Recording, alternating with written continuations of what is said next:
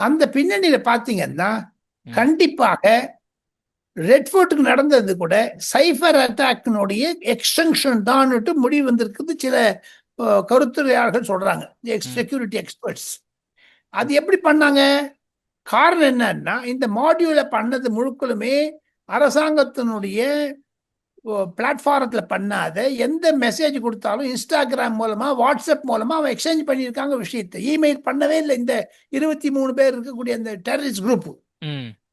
ரொம்ப கேர்ஃபுல்லா இருந்திருக்காங்க. ஒரு மாசம் அந்த உமர் உமர் நபிங்கிறவர் வந்து ஒரு மாசமா தன்னுடைய போனை எடுக்கவே இல்லை.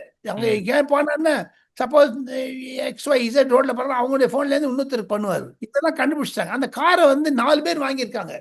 எந்த ம். கார் வந்து இருக்காங்களோ அந்த உமர் வாங்கி ஓட்டின்னு போனாரு. சோனு, மோனு, தேவேந்தர் அப்படிலாம் ஒரு பேர் இருக்குதுங்க. ம். ஹரியானா ரெஜிஸ்ட்ரேஷன் நம்பரா இருந்தாலும் எப்படி அவர் அதை ஓட்டினாரு? எதெல்லாம் ம். கண்டுபிடிக்கணும் நிறைய. ம். மொத்தம் ஹரியானா போலீஸுக்கும் ஜம்மு காஷ்மீர் போலீஸ், உத்தரப்பிரதேஷ் போலீஸ் 3ம் பண்ணிட்டு இருக்காங்க. இது ஒரு சதி திட்டம் தான்.